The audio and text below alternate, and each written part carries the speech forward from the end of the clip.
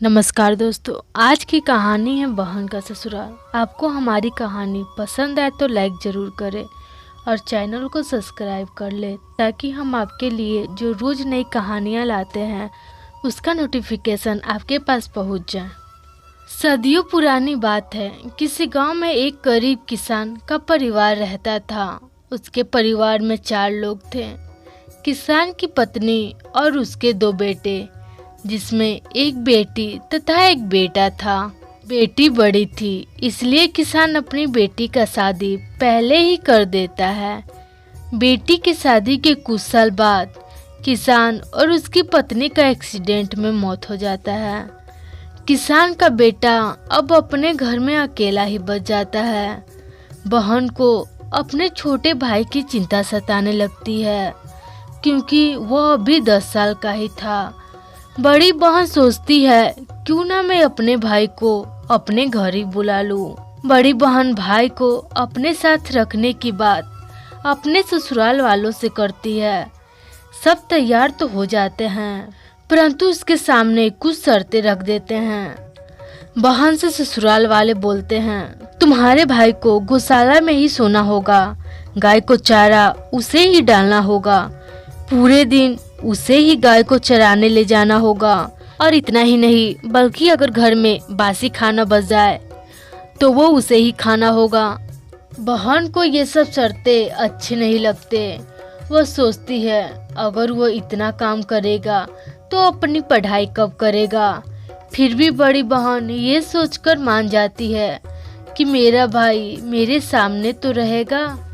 बड़ी बहन अपने भाई को अपने ससुराल बुला लेती है। उसका छोटा भाई पूरे दिन गायों को चराता, गायों को चारा देता और बची कुची रोटी खाकर उसी गौशाले में सो जाता। बहन को ये सब देखकर बहुत बुरा लगता। कभी कभी बड़ी बहन जब घर वाले सो जाते तो वो अपने भाई से मिलने जाती और उसे अच्छा खाना खिलाती। कुछ सालों तक ऐसा ही चलता रहा। एक बार बहन के पति ने उसे अपने भाई के पास अच्छा खाना ले जाते हुए देख लिया, जिस कारण वो उसके भाई के सामने ही उसे बहुत बुरा भला बोलने लगा। छोटे भाई को अपनी बहन की इस तरह बेइज्जती अच्छी नहीं लगी और वो उसी रात को अपनी बहन के ससुराल से शहर भाग गया।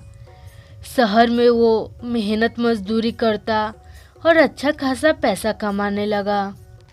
इधर बहन और उसके ससुराल वालों ने उसे बहुत खोजा। भाई का कोई पता न चलने पर सब उसे मृत बताने लगे। सबको यही लगने लगा कि वह मर गया होगा। अब तो बहन भी उसे मरा समझने लगी।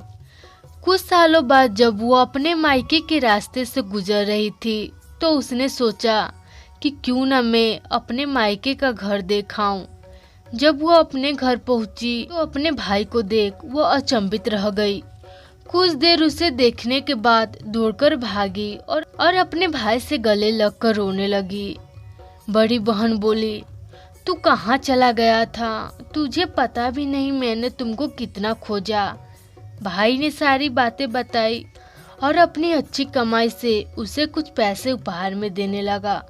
बहन ने पैसे लेने से मना कर दिया। उसके भाई के पास गाय थी जिसे वो अपने पैसों से खरीदा था।